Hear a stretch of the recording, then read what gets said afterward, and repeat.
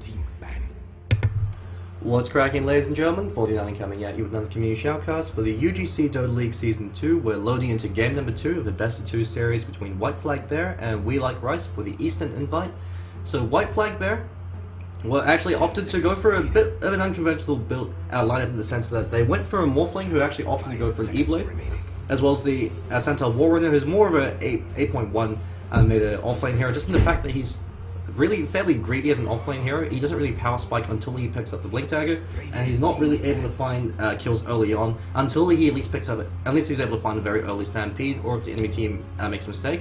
And because Hagekun over the Morphling opted to go for the Hand of Midas, and they decided to take the game to the later stages, WhiteFlagBear, while they had the counter pick of the Rubik to counteract the Titan's coming up from We Like Rice, the Rubik was actually quite handily countered by the XD over in We Like Rice going on the Slark. So the early Blink Dagger Slark was his sole objective was to blink, pounce on Fu, pop the Dark Pact, and kill Fu at the start of everything. He wasn't able to steal Ravage, and because Hagekun opted for greed with the Hand of Midas, 5 seconds. and with Suman Dota on the Centaur Warrunner being shut down quite heavily on, WhiteFlagBear just weren't able to recover. And it was very difficult for them to try to break even with We Like Rice since they had a much more aggressive early game lineup. And since they actually opted for the unconventional support duo of the Rubik as well as the Sven in that 4 position, while their early rotations were successful, they reached a point where they just weren't able to contribute enough, especially since the Rubik kept getting picked off by the Slark. And so We Like Rice just off the back of some really incredible teamfight coordination coming out from both JNT as well as Phoenix, chain stunning down Hagekun every single fight, either through the double Ravage or through the Ravage Echo Slam, with Herbda being able to lock him down with the Ancient Seal. We're actually able to do a fair amount of work. So it's questioning the effectiveness of the Slark pickup, but they really were able to make it work out since they were able to apply a lot of early game pressure. And so WhiteFlagBear immediately go for the Terrorblade pickup. So Terrorblade, a lot of people are calling him essentially a +1 hero, and as far as picking and banning goes, because everyone usually bans him out in the first banning stage. It means that another tier 1 hero like the Brewmaster or the Faceless Void, they slip through instead. But in this case, in that sense, he's very similar to the Lycanthrope. But in this case, WhiteFlagBear actually are able to snag the Terrorblade, and so Terrorblade actually has been quite fairly buffed and nerfed at the same time. It's a bit of a side grade as far as 8.2 is concerned, because split pushing no longer is as effective as it used to be in 8.1 as well as Deathball, just because of the fact that if you towers give a lot less bounty, and the tier 2s have a lot more armor, and the fact that you get free fortifications. So while it means it's much better for you to trade, it's much more difficult for you to be able to consistently take down towers as a single hero, while the rest of the team is barreling down one lane. And so Terrorblade, he's a bit of an interesting hero as far as the meta is concerned for 8.2. They have actually buffed his cast point for Sunder, so it's 0.5 and 0.35, so it means that Terrorblade can actually do some more crazy woe Dota plays by being able to bait them out, fake them out, and then swap their HP at the last moment. 5 seconds. But that being said, it will be interesting to see how WhiteFlagBear decide to play the Terrorblade. The advantage of the Terrorblade is the fact that you can actually play incredibly aggressively with him. Every single time you get in range for his Q, that's essentially a free kill. No other carry hero provides you that much snare that early on, and at the same time can also output a massive amount of damage. The only other hero that can do that would be something like a Lifestealer, but Terrorblade one-ups the Lifestealer in the fact that he turns into a freaking demon, gets ranged, and is able to use that to take down towers. And so We Like Rice, they're sticking to their guns. They say, if it ain't broke, don't fix it. They go for the Skywrath Mage as well as the Slark. And Slark actually does a huge amount of work against the Terrorblade, because when the Terrorblade starts to get low, you pop Shadow Dance. And suddenly Terrorblade, he can't sunder you. While he runs around and tries to sunder somebody else, you pounce him, and you stab him, and you kill him before he's able to really be a threat. So Slark works very well against the Terrorblade. But of course, Slark is a snowball-dependent hero. You have to find a lot of early game farm on him to ensure that his tri-lane does a lot of work. And then you have to make sure that his early game ganks are successful, because if he's unsuccessful in enemy's ganks, it really slows down his momentum, and it slows down his tempo. So if we have a look at the picks and bans coming out from WhiteFlagBear, they banned out the Tidehunter, the Pandarian Brewmaster, as well as the Faceless Void, so they're really not a big fan of team fighting heroes. They hate heroes where you press R and win. And so the Faceless Void and the Tidehunter, some of the most powerful offlane heroes. Tidehunter, personally, I consider him to be the most powerful offlane hero in 8.1 and maybe even 8.2, even though he has been slightly nerfed, just because how versatile he is and the fact that not only can he initiate engagements, he can also counter-initiate, and he's able to recover his farm by stacking clearing out Ancients, which JNT was actually able to do. So even though he gave up First Blood and actually took a fair few deaths over that offlane, he was able to recover and eventually find his core items faster than Suman Dota over in WhiteFlagBear. And so We Like Rice, they've opted to ban out the Death Prophet as well as the Crobolus. Sorry, the Death Prophet, who is Cropless, as well as the Lycanthrope. So both of these are very powerful pushing heroes, as well as the Viper. So these are very 8.1 heroes. So Lycanthrope in 6.82, no longer as powerful a split pushing hero because of the fact that you've got the tower rework. And not only do they give less gold and have more armor, you also get the free fortification. Then you've got the fact that Shapeshift is no longer your instant get out of jail free card. It's got a 1.5 second transformation time, and so during that time you're still vulnerable. So Lycanthrope, as far as 8.2 is concerned, he's actually much more powerful in that sense as a team fighting carry, because you've got that 650 movement speed, so if you're able to pick up an early Medallion Courage of Vladimir's offering, you could actually instantly pop a lot of 3-4 low supports. So it gives you a huge amount of team fighting impact at the early stages. But that being said, Shapeshift's cooldown has actually been nerfed, so no longer the split pushing hero that he used to be, at least as far as 8.2 is concerned. You've also got the Viper ban coming out from We Like Rice. And so Viper works very well against the Slark, because Viper Strike is one of the few abilities that Dark Pact can't purge off, and if you're able to control Slark's movement, Slark suddenly becomes a lot less slippery, it's a lot easier to kill. He's a hero that relies very heavily on being able to purge off CC abilities through his Dark Pact, so that if you do have any form of crowd control that you can use effectively to inhibit his move in these engagements, he can simply purge it off. If he can't purge off that CC, so another example is the Shadow Demon Demonic Purge, or the Shadow Demon Disruption. So when you see Slark prepping the Dark Pact, you disrupt him, that wastes the Dark Pact, and then when he comes out, you then kill him instantly, since you can use it to set up an AoE stun. Slark excels against support heroes with single target CC, because they can't use it against him. As long as Slark has got quick reflexes, or he's at least pre-mediated his gank, so if he, for instance, he decides to go on a Rubik, you blink, pounce, immediately press Q. If he turns around and lifts you, the Dark Pact's going to purge it off, you instantly keep stabbing you get a free kill, you get him out of there with the Shadow Dance. Against a hero like an Earthshaker can press W, and if he has 3 or 4 points in the Aftershock, he actually buys himself enough time to be able to then throw out a fissure. And so he can actually inhibit Slark's movement if he decides to jump on him. So it means that Slark isn't going to be as effective this game as he was the last game, just because they have a lot more AoE CC available this time. Of course, against Terrorblade, Terrorblade can't do anything. So Slark is excellent at picking off the Terrorblade, but he has to find a very early Blink Dagger, and he has to always commit Shadow Dance. If he doesn't commit Shadow Dance, Terrorblade can actually turn the gank around with the Sunder. So there's always that mind game element to the Terrorblade that you have to be wary of. And We Like Rice opting to ban out the Razor, while WhiteFlagBear once again banned out the Sand King.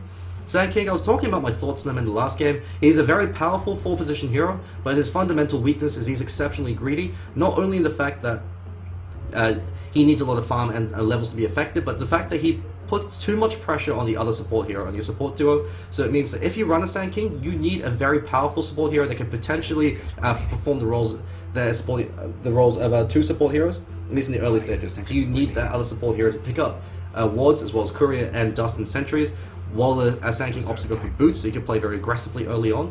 And then that other support hero has to place enough threat in lane to allow the Sand King to simply go into the jungle and AFK farm for a while.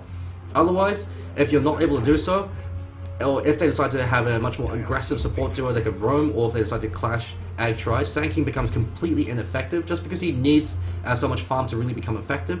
However, if he is able to find that farm, he could single-handedly win games on his own, just because he effectively then functions as another core hero. And so the weakness of Sand King is just sheer greed. If you have a lineup that, if they decide to offer greed and you decide to counteract that by going greed on your own, then you could use that to find a very early Blink Dagger, about 7 to 8 minutes of uninterrupted jungle farm for the Sand King to find a Blink Dagger. That could spell absolute doom for the enemy team, because that gives you a massive power spike around the 12-minute mark when you've got a Blink online for your offlane hero as well. So something like a Sand King as well as a Centaur Warrunner. Having Centaur Warrunner, Stampede, and a Blink Dagger and a Sand King means you can run around, take these engagements very decisively because you've got the superior initiation, and then translate those into towers. With the transition to more team fights, and with less emphasis on tower pushes in 8-2, Sand King no longer is as powerful a hero as he was, just because he's too greedy to really be effective, and because even if you are able to take towers, it's not going to make up for the deficit in gold that you gain otherwise, just because tower bounty has been decreased and because you get that free fortification. So instead, WhiteFlagBear opts to pick up the Lich, and Lich is fantastic as far as the 8-2 meta is concerned, because he provides you that macro advantage. Every single time you sacrifice a creep, not only are you depriving them of experience, you're gaining more experience. So it's a zero-sum game, and you're always one-upping them. And so it means that Lich, you don't want to run Lich in the tri lane because he needs too much farm to be effective, and he's actually fairly ineffective as far as try engagements are concerned, but he gives you the option of running dual lanes. Same thing with the Earthshaker.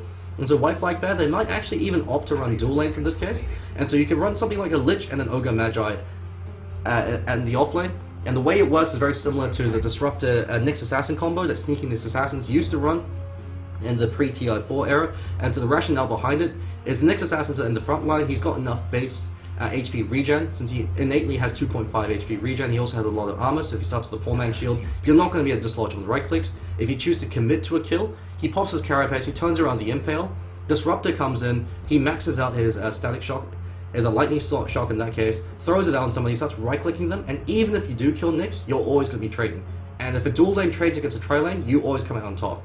And so if they decide to run something like a Lich Ogre Magi, since Ogre Magi trade very effectively with the base HP buff, getting an early Soul Ring in the Ogre Magi means you can always spam out the Ignite on the enemy carry, and so they're always going to be eating a fair amount of damage if they decide to commit to the Ogre, Lich and the Ogre turn, and if you get a kill, even if you lose a hero, so long as you're trading against a tri-lane, you actually come out on top. And so they're running a Centaur Warrior. They could actually maybe opt to run something like a Lich Centaur Warrior to just provide enough of a macro advantage to ensure that Centaur Warrior is able to find his farm and his experience this time. Since they know that we like Rice, with the Enigma pickup, they're actually going to be running the Skywraith Mage as well as the Enigma, so Enigma's going to be jungling most of the time. And so that means that the Skywraith Mage on his own can't actually threaten the Centaur Warrior as effectively. And so having a Lich Centaur Warrior in the dual lane means that not only are you able to control runes, which is something that WhiteFlagBear weren't actually able to do fairly effectively in the last game, it also means that you could actually even rotate to the jungle and try to find kills, or if the Skywraith Mage goes in alone against the Centaur Warrior and overextends, Frost Blast into the double-edged Hoot Stomp could be enough to turn it around. And we like Rice actually opting to ban out the Necrophos. So Necrophos is a hero that hasn't actually seen too much competitive action just because he's a very powerful team fighting hero in the same sense of Zeus, in the fact that he just outputs an obscene amount of damage and always forces you to prioritize him. But the drawback to the Necrophos is he needs a lot of farm and experience to be effective. And so if you run him in that tri-lane, it actually takes a fair amount. You have to run a fairly passive tri-lane, or you need an aggressive support duo for them to be able to rotate and create space once the Necrophos picks up a few levels. And then instead opt to pick up a Zeus, and so it looks like we're going to be seeing a Slark as a safe lane farm with the Skywraith Mage and the Enigma, so a pseudo tri-lane, Nyx Assassin in the off lane, and what looks like a Zeus in the mid lane. And Zeus, he's a hero that's been consistently buffed in the last 2 patches, so not only can you now blind fire the lightning bolt, and that also reveals invis units in a certain AoE, which drastically increases his effective area of influence. Zeus's static field has also been increased, the AoE for that. And in 8-2, you also have the fact that Bloodseeker, you can actually buff him with Blood Rage, and then Zeus can press R and instantly get himself a Rampage. So Zeus, very powerful in 8-2, especially since you now are guaranteed a rune every 2 minutes. But of course, how do you counter a Zeus in the mid lane? You pick up a Templar Assassin. Templar Assassin, she thrives against heroes that aren't able to deal multiple instances of damage very quickly or very efficiently, since in that case, she can simply ignore all the damage coming up from Zeus with a refraction, out-deny him, and because Zeus has such a low range, he's potentially taking a lot of spillover damage from the side blades. So Templar Assassin, a fantastic hero in this case, if it happens to be a mid-Zeus. So we like Rice. If they want to be careful, they might actually even switch up their lanes, because they cannot afford to let Zeus mid alone against a Templar Assassin and expect him to do well. Templar Assassin's a snowball-dependent mid lane hero. You never pick a TA and say, let's break even. You pick a TA if you think that you could completely crush and dominate a lane, because she could run out of control. But JNT, we could actually even be seeing what looks like potentially a 4 or a 3 position Zeus. This is something that Cloud9 experimented with in the pre-TI4 era, the Zeus Coddle support duo, and the rationale behind it is Zeus's sole job in that case was just to spam out as many of his abilities as possible on the enemy carry. Coddle keeps supplying him mana, so he just keeps throwing out a lightning bolt every couple of seconds. Looks like, since he's been pulled out of tangos as well, it is potentially going to be a mid lane Zeus. But the drawback of it is Zeus against the TA. TA will absolutely destroy the Zeus. And we've already got a ward being placed very early on, so good recognition coming up from the Centaur Warrior. So Suman Dota, once again, going to be the offlane player for his team. There we go. And so a bit of an unconventional safety ward placement in the sense that I believe this actually blocks the pull cap, and so they can't double pull through. Also provides you vision of rotations coming in from there, since traditionally the safety ward placement is going to be there for the offlane. That provides you vision of these 2 gank pathways. Or over there if you're playing the pub and you decide to be greedy, because it also provides you vision in the room. So sentry wards are usually going to be placed there or there to try to spot these out. And so unconventional safety ward placements for the dire off lanes usually going to be there or there, because then it also provides you vision of their pull and you can actually interrupt it. So it looks like Slark was actually able to pick up a regen rune. So we're going to introduce the players from both teams. The XT, once again, going to be the 1 position Slark. We Herped Up, going to be the 5 position Skywraith Mage once again. Phoenix, this time going to be the 4 position Enigma in the jungle. So he's already got his Eidolon's Axe, actually able to deny creep in the mid lane. JNT, God save his soul, he's going to be solo mid, Zeus up against a Templar Assassin, going to be played by HPMT, so he's going to be having an incredibly difficult game, especially since he doesn't even have a support duo to work with. The Enigma's not going to be rotating mid anytime soon, so he's going to do his best to try to find as much farm as possible in that mid lane. And Headshot, who was the mid player in the last game, going to be the off lane this time as the next assassin. Already has boots first, but it's going to be careful as Fu catches him out. So we've got the Soul Split being used to try the reflection being used to catch him out. And Headshot, he's actually holding onto a skill point, could actually choose to skill Impale and turn around, try to catch them both out the stun. Or even a level 1 Carapace, and Fu really committing to this, but not going to be enough. So you see the power of the increased base HP regen on the next assassin. He's able to pick up a Tango, and already he's back up to full. He's going to be back up to half HP. Should be able to get his way back up to full HP fairly soon, just through passive regen. But at the same time, Terrorblade also has this, so Hagikun, once again, going to be the one position player for WhiteFlagBear. And we look at Summon Dota, it's actually taking a fair amount of damage. Arcane Bolt and Swan choosing to keep himself alive for now, so we are going to be seeing that Lich Centaur War in the dual lane, so learn from the mistakes of the last game. Swan throws out Frost Blast over in the XD, so it's prioritizing the carry in Summon Dota. Picked up an extra set of tangos to try to survive against the Arcane Bolt onslaught. Swan going to be the 4 position Lich, Summon Dota going to be the 3 position, and Fu Fu should be the 4 position since he's going to be the Earthshaker and he needs to prioritize that Blink Dagger. Looks like his Sentry Ward is just barely out of range, so going to be frustrating for him. So he's unfortunately not able to deal with that without at least committing another one. And Headshot, got to be incredibly careful, playing very ballsy. Metamorph was popped by Hagikun, and as far as Terrorblade's concerned, Metamorph for all intents and purposes is your ultimate. Every single time you use it, you want to either find a kill or a tower. If you're not able to do so, it really does set you back in terms of tempo, just because it has such a long cooldown, and it's the ability that really makes you dangerous in these engagements. And so he did pop it fairly early on, so it means that for the next 100 seconds he's not going to be as effective in ganks. Herped up, able to pick up the haste rune, so once again, we like Rice able to capitalize on runes since JNT was actually able to pick up the bounty rune. So one of the things I wanted to talk about as far as Zeus is concerned, the reason why he's a lot more powerful now is the fact that you're always guaranteed a rune. So Zeus is so heavily dependent on rune control that now that you're guaranteed a rune, and as long as you have support able to camp it, or as long as you're able to get there on time, really makes a huge amount of difference. But in terms of last hits, he's really been quite heavily denied by HPMT, and for good reason. HPMT also good recognition coming up from him, actually opted to pick up a magic stick at level 1, so he decided to, like Harry Potter, be a wizard and use it to also mess against other wizards, so taking lessons from the anti-mage. Picking up the early magic one means that every single time JNT commits for the arcane shock to pick up a creep, so you can't necessarily rely on this right click damage, HPMT gets a bit of reward from it. And a magic stick on the Templar Assassin is absolutely critical, just because your abilities don't actually cost that much mana to begin with. So having that extra refraction, or being able to use your stick charge and have a refraction, means you could actually bait them into overcommitting, and you use it to keep yourself alive. So you could effectively translate the money you get from that into effective HP. So the XD, very early poor man shield picked up on him. Summon Dota, he can afford to play a lot more forward this time, even if he does eat a pounce to the face. He's got that hoof stomp, and he's also got Swan there to be able to throw out a cheeky Frost Blast. And Swan actually opted to pick up a very early point in Frost Armor, as the rationale behind this is if for whatever reason we like Rice decide to start pressuring their towers, they do have the Enigma jungling uncontested. You can use the Frost Armor to try to delay the push by a little while. They know they can't really go for any pickoffs on the Enigma. The reason why we like Rice were able to draft the Enigma is because they picked up the War Runner and the Lich, so these are heroes that can't necessarily interrupt the jungle. Since as the Enigma, uninterrupted, he's the fastest jungling hero in the game, bar none. The only hero that comes close would be pre-nerf Lycanthrope, just because every single time he's able to summon his Eidolons, he's also able to kill a creep. Looks like we are actually fortifying Radiant Towers already, so I'm not too sure if that was a misclick. So it looks like none of the towers actually are taking a fair amount of damage. But Summon Dota, with that early Frost Armor, can afford to play a lot more aggressively, because it does increase his EHP by a fair amount. Since you've got that attack speeds now, that now also applies on ranged units for the same amount. But the XD, he's a fairly self-efficient core once he picks up level 5, level 6, because once he gets that Shadow Dance, even though he's always going to be eating that Frost Blast, he should be able to out-heal it. And Swan actually looking to prioritize the sacrifice, so he knows that they're going to focus on the macro advantage, because they know that if he chooses to max out the Frost Blast, while I say that, XD actually takes first blood, as Summon Dota catches him out with the hoof stomp. So he got a little bit too cocky, and Summon Dota is able to bring him down. So this is the power of the Centaur Warrior, and that melee matchup. If you commit for a creep and you get caught up by a hoof stomp, double edge is usually enough to be to bring you down, especially with a bit of follow-up. Hagikun, Metamorph, still on cooldown, looks like he actually used it earlier.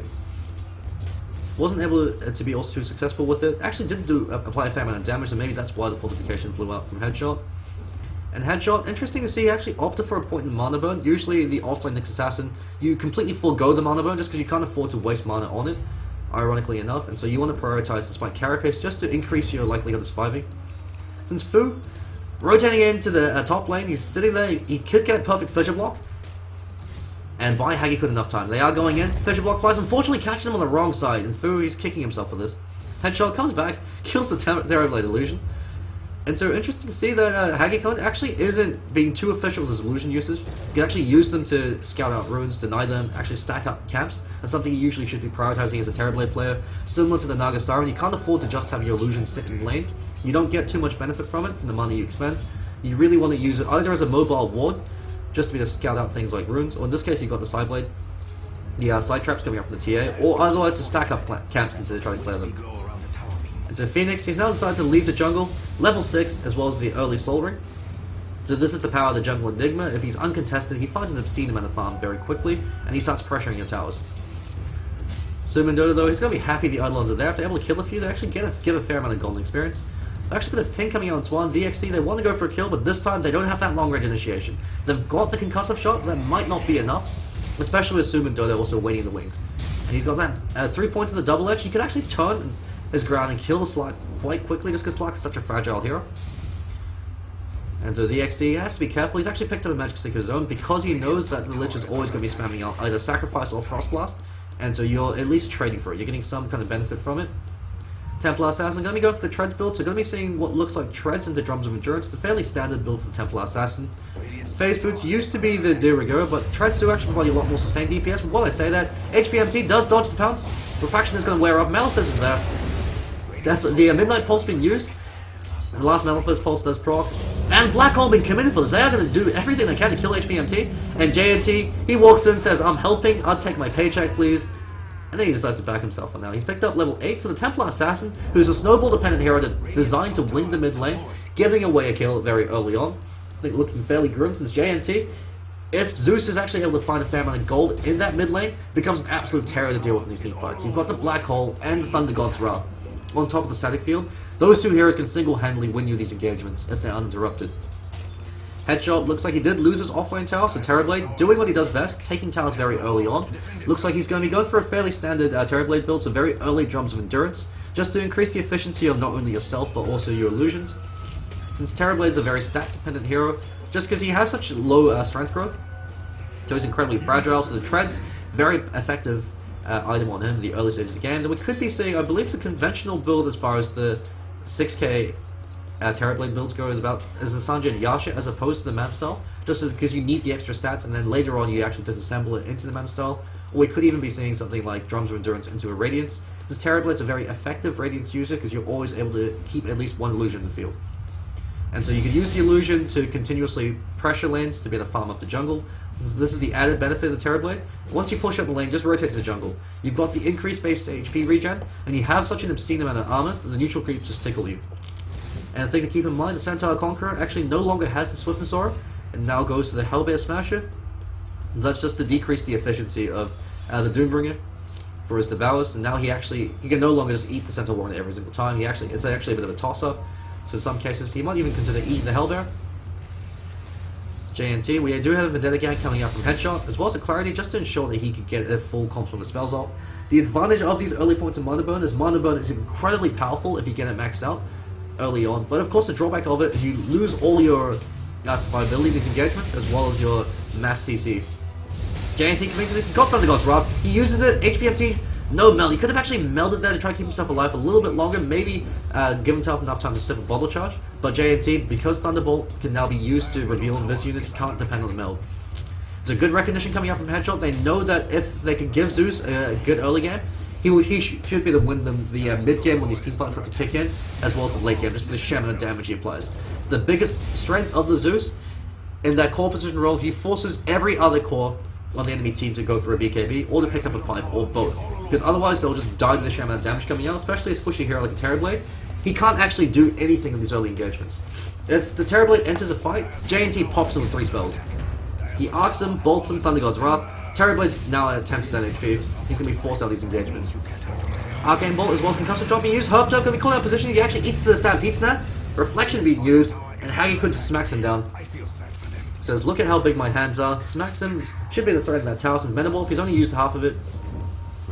So you should be able to translate that to kill. So this is the other reason why Hagikun is such a powerful hero. Well, I say that. Fu actually also takes the ball. Chain Pulse being used on Headshot as well as DXD. Very unlucky bounce. It still doesn't show the kill over on Headshot. Headshot is able to pick up Lich. Looks like that actually might have even been a Carapace kill. It's a good team fight going in favor of We Like Rice since they actually gained a fair amount of gold as well as experience. And because they're already ahead as far as gold experience is concerned, just because the early game went so well for them, they're now 3,000, about 4,500 experience ahead, as well as 1,500 gold. Things are looking very good for We Like Rice just because they do have the superior late game lineup in terms of shared team fight damage. Just because the Black Hole is always going to be a threat at every stage of the game, and JNT, now that BKB is fixed at 5 seconds, and you can't buy a new one, until they get BKBs, he should be the dominator. Once they get BKBs, all he has to do is wait until it wears off, and then he can just completely drop from the sheer amount of damage they drop. He's able to deal through static field. The XD, Shadow Dance is coming up cooldown, but he actually could be taking fall. Summon Dota comes in, Hoofstop actually whiffs, should have committed for the double edge there, and the XD, he now has Shadow Dance, so he can actually choose to turn if his teammates are able to help him out. But JNT, Mario decides to blink on now there. Blink Dagger has been revealed on Zeus, and Blink Dagger is an absolutely phenomenal pickup on Zeus, because the one thing Zeus lacks is the ability to position himself. So long as he's alive and able to throw out and has mana to throw out spells, he does such an obscene amount of damage through static field that all you really need for him is to give him enough mana to sustain the usage of his abilities, so the Arcane Boots, and then the Blink Dagger so he can position himself, means he can hang very far back at the edge of the fight and still be a threat, because he can always blink himself forward if he needs to, and he's got the global damage coming from Thunder God's Wrath. Headshot tries the Knicks, but unfortunately the New York Knicks have retired. Vendetta has worn off, so he's just in there sipping the clarity, starting to knock down the Tattoo Tower. The XT, no Blink Dagger this time, it's a very delayed start, but his other two cores, JNT, he's picking up the slack, and Headshot as well. His first Vendetta gank at least was quite successful. And the XD, he's actually got to be very careful. He's got a 3-second grace period before he gets that Shadow Dance. Stampede has been committed, but it looks like that was actually a bit of a panic Stampede. No one actually went in. Oh, never mind. Suman went in and killed out Herped Up, so they were able to pick up a kill over in the top lane. HPMT, Invis Rune being used. Fisher flies out from Swan, but it's not going to be enough. Actually, never mind. It's Food, not Swan. Swan's going to be the Lich. And they're threatening that Tattoo. While that happens, Hagikun doing what Terrorblade does best, trying to split push, but DX actually catches him out. He pops Shadow Dance to prevent him from being used to Thunder, but it's actually going to wear up. James comes in, drops the Thunder God's Wrath, and the hammer is there to be able to smite Hagikun. So Hagikun once again takes a quick death. He's actually burned through 3 of his drum charges very early on, using them to try to take these towers. The Terrorblade pickup really not working out for them. Especially since the traditional Terrorblade build, you actually don't go for any points in Sunder until level 10, level 11. Because you want maxed out Conjure Image as soon as possible, you're not actually meant to be fighting for the first 20 to 30 minutes of the game. The whole point of Terrorblade is to dodge fights or only take fights when you have overwhelming force, and then take towers. So Terrorblade now picked up Treads, might actually go for the Sound Yasha to provide some survivability, but even then he still can't participate in any team fights just because he's going to die to the Zeus magic damage, so until he gets a BKB, he can't really do anything. And so the disadvantage of WhiteFlagBear's lineup is once again they opted for too much greed. Centaur Warrunner, 50 got away from his Blink Taker, so he's actually been having a very good game this time. So he'll have to pick up the slack. But Hagikun, the double greed of the Terrorblade in the sense that you can't really fight as a Terrorblade, at least the Wolfleet can still take these early engagements through waveforms. Terrorblade can't do so long as JNT's alive. And JNT scratches 1, might be able to scratch 2. TMT's trying to HPMT trying to TP himself on now there, pounces there as well as Lightning Bolt. Turns around with a Melt Strike, but the DXD cleans him up the Dark Bag. The DXD going for a bit of an unconventional Slack build. He doesn't go for any early points in Essence Shift because he wants to go for the Blink Dagger and have that burst damage combo. So the rationale behind this is you get that 540 damage magic damage combo every 8 seconds from the Dark Pact as well as the Pounce. And so that's going to pay off more than having that early point in Essence Shift. So you're not actually going to be getting that many right clicks in the begin with. And so you usually opt for early points in Essence Shift if you're in a 1v1 solo matchup against a melee hero, so you can actually get them off. While I say that, JNT actually should be taking a full turns around. There's a fair amount of damage to Suman. Suman's actually sitting there in the Midnight Pulse. Does take a fair amount of damage from that. JNT might actually be opting for something like a Yule Scepter. In a similar vein to the Death Prophet, if Suman Dota blinks on top of you, you're cycling yourself up, to try to disjoint the Hoofstomp. Keep yourself alive for as long as possible. Buy your teammates enough time for them to respond. And then, even if you're only just able to get off your Thunder God's Wrath, you do so much damage from that that your teammates should be able to capitalize and maybe find a retaliatory kill. Headshot, actually going for what looks like a Dagon. So we're going to be seeing some pub Dota builds coming out from him. Usually you see the Blink Dagger built ASAP on the next assassin, but in this case, because you've got the Enigma, who most likely is going to be the one going for the Blink Dagger later on in the game, it looks like in this case he's actually going to be going for Tranquil Bolt into mech. So Enigma, usually you don't want to go for Blink on Enigma and have him as your sole initiator. You actually want him to usually go for a BKB first. In this case, you've got the XD to initiate for you, and so the Dagon actually makes a lot more sense. The XD able to just barely get that Shadow Dance off before he died. And Fu, looks like Thunder God's Wrath was actually committed for that. So JNT saying, I'm helping, and DXD just stabs him down. And so the rationale for him going for the Dagon is DXD actually initiates for you, and then he follows up the Dagon to instantly pop a target. Then you've got the Enigma coming in. But while I say that, Suman Dota catches them out, Blink, Hoofstomp into the double edge, and now Stampede's off cooldown. So they should be to use that to try and muscle down the tier 1 tower. They have committed a lot of resources for this. They've popped down 2 sentry wards to prevent any kind of Vendetta gang from coming in from that angle, as well as from that angle. And they've got that Observer ward here, which spots out any TP rotations. So that means they want this tower, and they're going to have to get this tower. Otherwise that ward does absolutely nothing for them. Fortification has been used this time, so they are going to be trading offlane tower for the offlane tower. Dagon is now online for the next assassin. So I've got that burst damage combo, which I'm going to use to try to pick off the Terrorblade. And so the added benefit of the Dagon in this case is because it's a Terrorblade, a very squishy core position hero that's not going to be going for a BKB anytime soon, or doesn't want to go for a BKB anytime soon. Terrorblade does a huge amount of, the Dagon does a huge amount of work against him, because it means that he can no longer enter into any team fights without being killed every single fight, because all they have to do is focus on Terrorblade's engagements.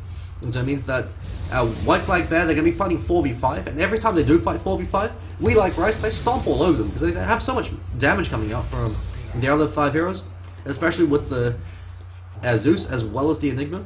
And then you've got VXD who could just Blink initiate. So VXD, he's actually going to be the initiator for his team. Blink, pounce, sets up for Headshot to follow up with the Dagon or with the Impale if they need to take him down. JNT as well, he hangs back in the fray, playing very similar to a Tinker, waits until they initiate or until he thinks he can blink on the target and instantly kill them, and is able to stick around at the very edge of a fight and to maximize his DPS output.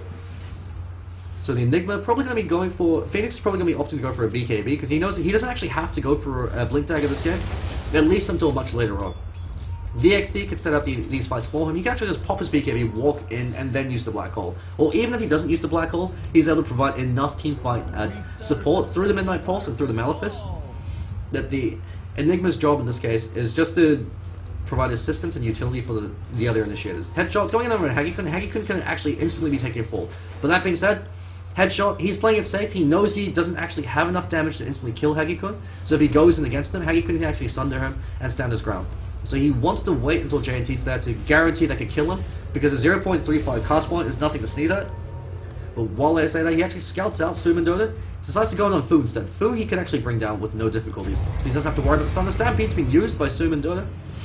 Fu runs very far forward, gets caught at the Concussive Charge whilst the Arcane Bolt. Impale unfortunately whiffs, Mystic Flare whiffs as well. Dagon lands, but Fu actually stands his ground, and Hagikun gets an easy kill over on Headshot. The XD, gotta be very careful there against Suman Dota. Shadow Dance is off cooldown, but he just stands his ground. Double Edge, just barely. Not gonna be enough to kill the XD. Miscalculated by about 5 HP. So he man modes him down, ends that spree, finds a fair amount of gold. So if we have a look at the experience exchange, 1,200 experience going in favor of the Radiant side. That's much more significant than the gold, even though Sintel Warren does lose a fair amount of gold from that. Slark is now snowballing towards what is most likely going to be the Ayascadi. Could actually opt to go for a BKB this game, just so he doesn't have to worry about the Lich Chain Frost or the Echo Slam coming out from the Earthshaker, which are going to be the best ways the Dire side have to really control him. But it should be interesting to see what he decides to build. Then Slark, the reason why Slark doesn't necessarily have to go for a BKB is in games where they don't have a lot of, when they only have single target lockdown, not enough AoE lockdown.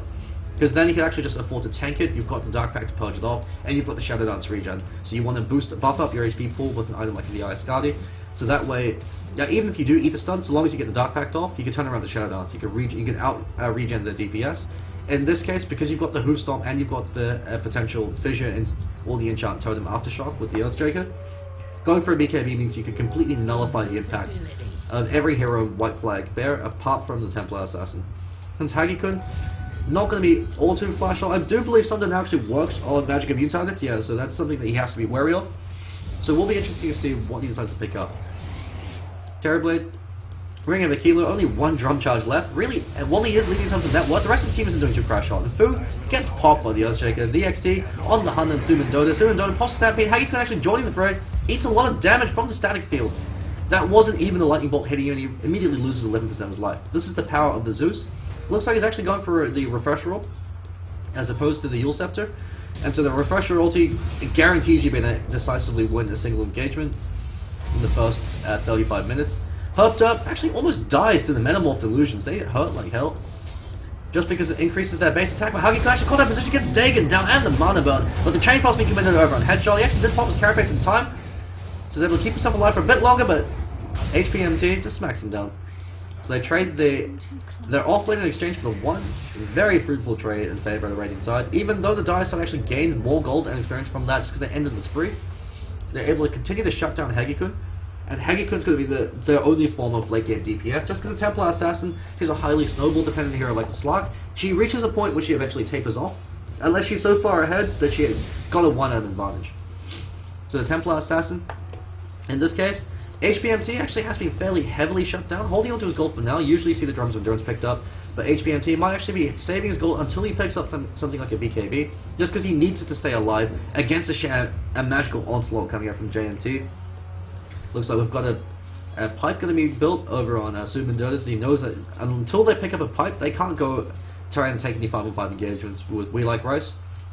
So long as at least so long as the Thunder God's Wrath is up. Every time Thunder God's Wrath is up, they have to avoid fights like the Plague unless they can pick off JNT and kill him before he gets his ultimate off.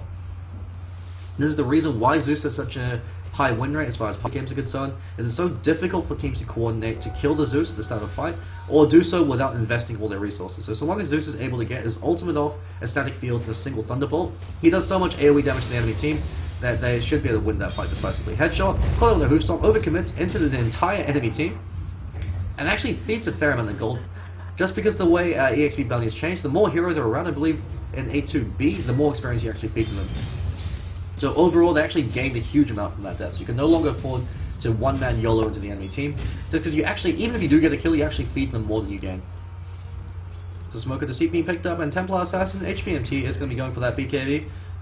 He knows that the only way she can stand these engagements is if she can nullify all of JNT's damage. And once that BKB comes online, that 10-second BKB is going to be absolutely critical for them to try to take a fight, try to take a tier 2 tower off the back of that.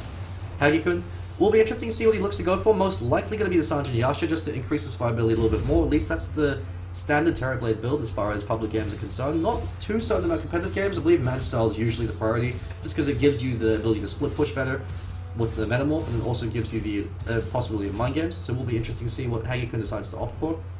But Yasha is always going to be a cost-effective item on a Terrorblade, just because it drastically increases your farming speed. So it's not so much a fighting item as a farming item, similar to the Lincoln Sphere on the Morphling. While I say that, DXT goes in over on Suman Deli, catches him out. Ancient Seal being used, whilst the Mystic Cloud using a lot to try to bring him down. He actually moves right before he TP'd out, but the pounce that was coming off cooldown. I actually believe he could have actually lived there. They didn't have anything to actually break the TP, but it looks like Malphus is actually committed for that, so never mind, they were able to bring him down.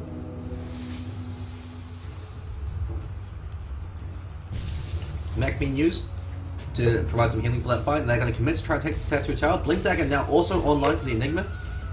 And so WhiteFlagBear actually have to be fairly careful. They haven't actually seen the Blink Dagger out from Phoenix. So the Blink Dagger on Enigma now means that Phoenix can follow up the XD. That being said, I would have actually preferred a BKB in this case, just because it means that he has to fidget and catch out the Shaker as well, every single time. And Shaker usually hangs very far back. Looks like we've got an Organum 11s picked up by Slug. I love to pick up coming up from DXD. The power of the Organum 11s on Slug is it turns them into a Ghetto's Clinks. You jump on the target, you Orchid them. They can't do anything to fight you. They eat 540 burst damage, which is now amplified by the Soul Bone. And so it gives you phenomenal single target DPS and ganking capability. The drawback of the Orchid is the fact that I suppose it's not necessarily a conventional carry item, so the EXT is actually going to be taking a bit of a backseat as far as overall DPS is concerned. He's actually there just to catch people out. The real form of damage can be coming from JNT. He's going to be the one doing the heavy lifting, at least until BKBs come online. So that could be the potential weakness of the Orchid Levels pickup. While it is a very cost-effective pickup, and while it still does provide some right-click damage, Since Slark is a melee hero, unlike a Clinks, who has the inbuilt DPS from the staring arrows, as well as the fact that he's ranged, so he's got that 600 range to work with to increase the amount of shots he gets in. It's not as effective on the Slark as it is in the Clinks, but still performs a very similar role. Looks like JNT has actually picked up his refresh roll, so you'll just barely have enough mana to throw out 2 Thunder God Wraths as well as a single Thunderbolt, but the sheer amount of damage it provides from that will actually be enough to decisively win them the next engagement. Since you've got about 700 damage coming up from the Thunder God's Wrath, completely disregarding the static field, and then you've got the 350 damage coming up from the Thunderbolt. So it means that Shaker's going to be dropped to about 40% HP, even if he just gets hit by the ultimate. If he gets hit by the static field as well, it's going to be dropped to about 30% HP in the very start of the fight. If he then eats a Thunderbolt, he's dead. So you instantly start a fight 4v5, all with the backline heroes so heavily damaged they're forced to retreat. And Slark, he excels in these kind of engagements because he can hunt them down with Pounce and a Blink Dagger. You're not getting away from it. You're not getting a clean disengagement from the Radiant team, unless of course he misses the Pounce. So you always have to count for human error. Swan and Fu looking fairly poor. Not really got the greatest amount of farm up on them, just because they've been having such a difficult time with these engagements. And Hagikun, he's been farming everything he can. Looks like he's going to go for the mana style, so it increases his split pushing capacity. But the drawback of this is until he gets to BKB, or until he builds another kind of survivability item, he still can't go into these fights. Every single time he's going to get completely destroyed. With a share amount of magic damage coming up from JNT, so they really have to place a lot of pressure on Zoom and Dota to try to catch them out with their hoof stomp. But that being said, it's easier said than done, since Centaur Warren's got the 0.5 cast point, so when he blinks and goes in for the hoof stomp, if you're quick enough with your fingers, you can actually blink dodge out of him. In the same kind of vein that you could blink dodge the Faces Void Time Walk into Chronosphere. When you see the Stampede, of course, unless he runs through you, he then deals that damage to prevent you from blinking out. The Zoom and Dodo, he has to catch out JNT at the start of every fight, otherwise Hagikun can't engage without dying. So he's going to be predominantly focusing on split pushing, trying to drag the game out as long as possible, to the point where he eventually reaches critical mass. But Herptop goes in solo against Hagikun. This is actually a huge mistake. Herptop's going to be feeding a kill now, as Hagikun catches him out with the reflection. Could actually use the stun. The stun does have a mini stun, but he just right-clicks him down instead. So Stampede was there to provide some extra DPS. And Hagikun, he just picks up a fair amount of gold from that. So that's a huge throw. It's 1,300 experience going to that's about a level that he just picked up from that. So Herptop gonna be kicking himself. You really don't want to throw anything in towards one of the hardest carries in the entire game. Especially since your team does have the clock as far as your window of opportunity to win the game goes. For the first 40 minutes, We Like Rice do have the superior team fight. But once BKBs come online for their cause, once the Pipe of Insight comes online, and once Hagikun picks his BKB, and you've got the Pipe, they lose a significant amount of that team fighting impact. Because you've got the Templar Assassin, which at this point you can't really do all too much to, just because you've invested so much of your gold into these magic damage items. And since JNT becomes completely worthless once the BKB comes online, while he's forced them to go for BKBs, you have to put yourself in a good enough position that you can end the game before the BKBs come online, or that you could get a one-item advantage, because you're not forced to go for a BKB the same way they are. But if they do throw away their advantage by going in for risky engagements or by outright feeding the enemy carry, things become very difficult. Sumadona catches out Phoenix, but he's got to be very careful. He's completely on his own. He gets caught up by a great two-man impale. HPMT, all those refraction charges pop, actually melts a creep in frustration, not able to get there. Catches out Fu with the signs, good recognition coming up for the XTB, shutdowns out. Hagikun eats one Thunder God's Wrath, drops about 30% of his HP. He's going to be incredibly careful now. Concussive Shock actually disjointed. HPMT's BKB's worn off. And Hagikun, he pops. BKB being used over on Swan to prevent the Chain Frost. And then JNT refreshes. Thunder supports, you can't run from heaven, says he. And he blasts them down. And that should actually be enough for them to try to threaten the Tier 3. Hagikun can buy back, but with Metamorph on cooldown, he's actually completely useless if he does. So this is another intrinsic weakness of the Terrorblade. You have to work around the Metamorph cooldown. If you die with Metamorph up, and you don't have it for the next 100 seconds, you actually can't do anything. Just because if you run at them, even with the BKB, they can actually just kite you long enough for them to wear off, or they can actually just man-fight you down. BKB now up on Phoenix, and he's reached the point of critical mass. He might actually even opt for something like an Aghanim Scepter to further increase his DPS output, or might go for something like a Shiva's Garb or a Sheep Stick. Sumindota catches out JNT, so JNT finally catching him out. But it could be too little too late. They do get that kill over JNT, never mind, not yet. Fu gets cleaned up on the Mystic Flare. And Sumindota, Stampede was used for that. He could choose to commit over on DXD, but DXD, Blink Dagger is available. So they do actually get a huge influx of experience for that, so at least they're able to find some kind of returns. But they do lose their first set of racks. And Hagikun, he still is nowhere near his BKB. It's going to be taking a lot longer for him to farm it. If he even decides to go for a BKB, Terrorblade doesn't want to go for a BKB unless he absolutely has to. And so Hagikun's going to be taking another 10 minutes before he's ready to fight. With that kill, they were actually able to pick up a Pipe of Insight. That's going to drastically increase their likelihood of surviving, or at least taking less casualties in the next fight. But the double Thunderous Applause coming here from JNT, especially if he decides to pick up an Aghanim Scepter, is going to be an absolute massacre as far as DPS up is concerned. If we have a look at net worth, it actually looks like the Slark is leading the CS scoreboards. So the XD, just through the sheer weight of the kills and assist goal he's picked up, as well as all the towers that WhiteFlagBear have picked up, could actually catch out Hagikun if he's not too careful. Pounces through them, since your pounce disregards illusions. That's one way to see if they're real. Slark just going to take the wave of golden experience away from Hagikun. Forces Hagikun into the jungle, so while Terrorblade's a very effective jungling hero, naturally you're going to get more experience in gold from the lane. But at this point, if we have a look at in terms of map control, there's actually no wards up from the radiant side that can ensure Hagikun finds farm. They've got one at the rune, as well for Roshan, but that's it. They've also, actually it looks like they've warded both runes, so that's just for Roshan. You usually only want to ward off one rune camper, and actually with the advent of 6.82 and the double runes, not necessarily the worst thing in the world, but you really want to see some more defensive runes. Wards being placed, so maybe one here. Or at any rate, you now want to place one here, just to see if they're prepping up. But since you've lost that tier 2 tower, this is no longer a viable ward spot. It's very difficult for Hagikun to find his farming spaces to farm aside from the jungle.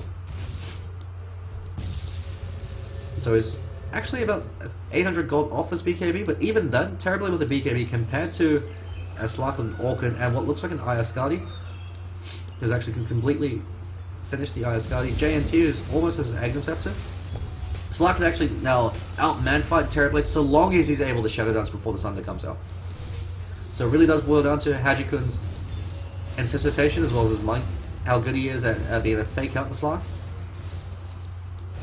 Since that's the thing you want to keep in mind with Terrorblade, there's always a potential for him to turn around. You want to preferably overkill him rather than try to be a bit more miserly with your resources and him turning around with his underkill.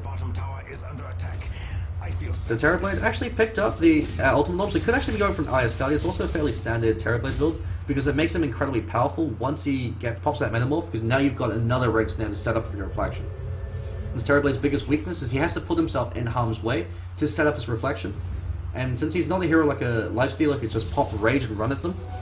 Unless you ideally need somebody else to set up for you. But with Ayaskadi, you pop Metamorph, you hit them, then you walk in, set up your Metamorph, your reflection. Well, you don't even need your reflection, you just right click them down and just go ham with the 35% snare you get from the Skadi.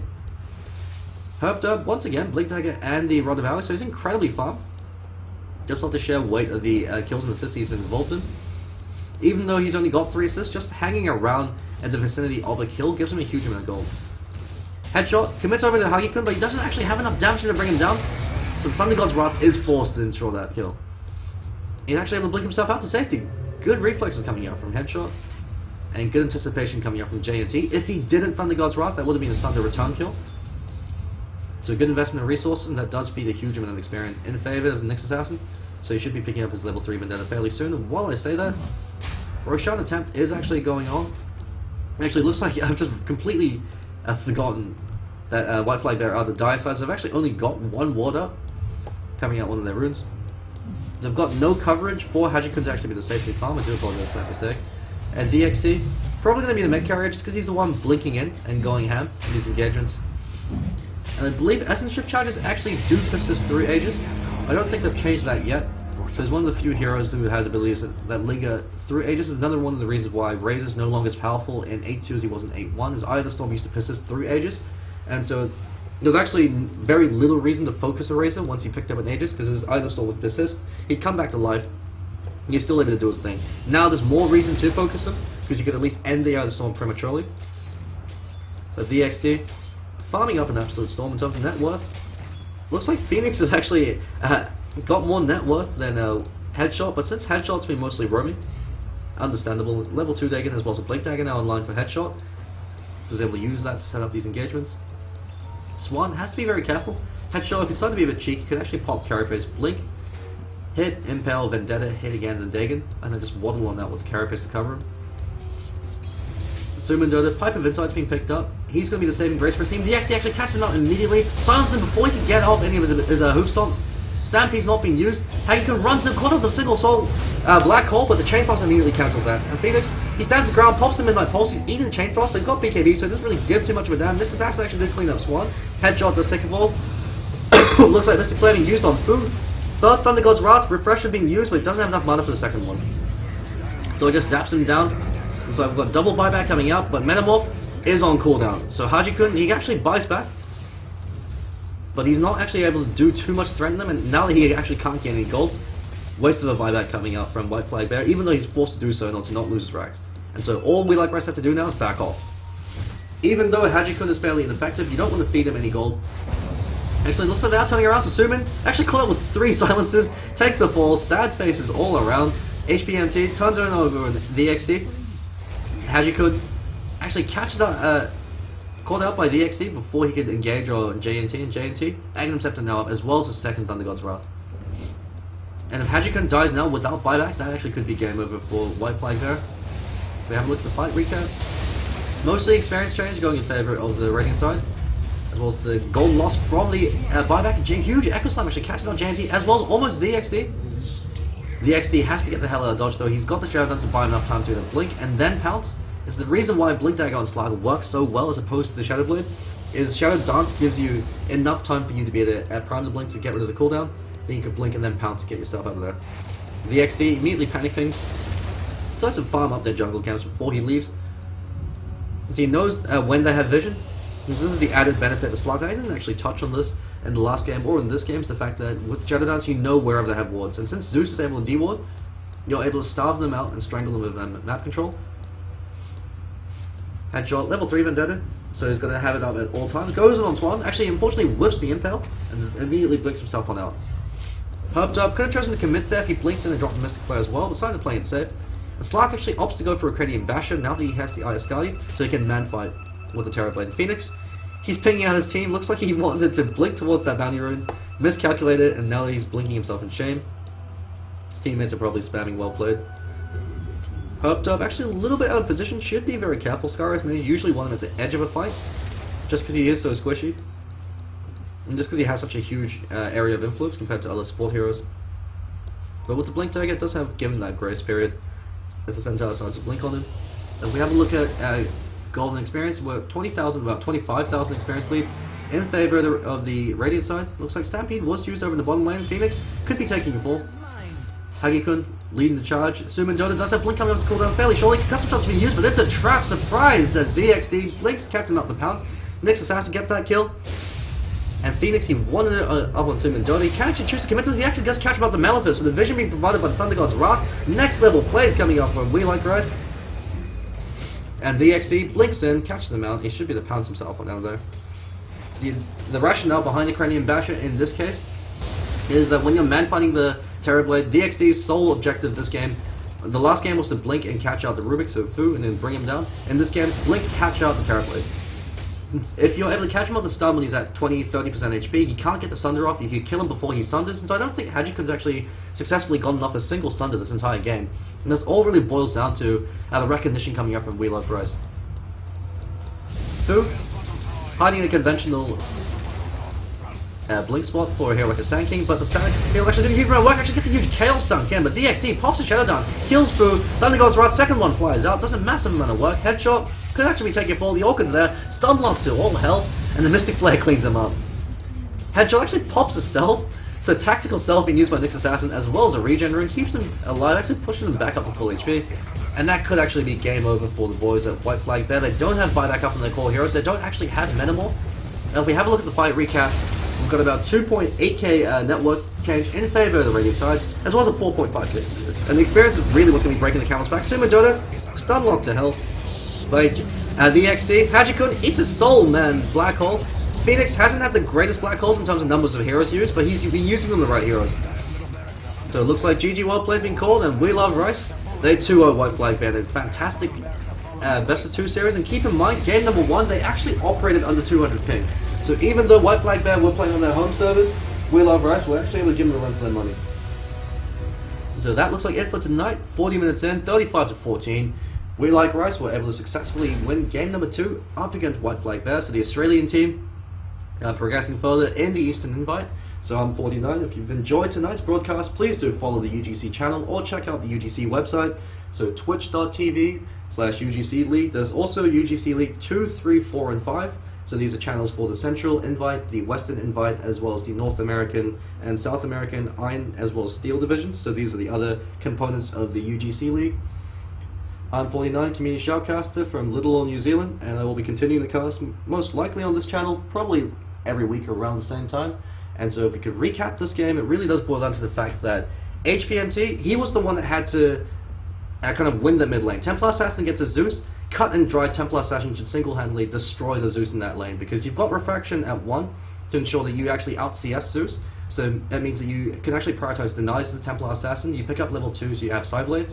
And once you pick up Psyblades, you actually don't even go for last hits unless if there's no creeps to deny. You prioritize denies because you could angle yourself so every time you deny a creep, you get a last hit. And you might even get some spill damage on Zeus.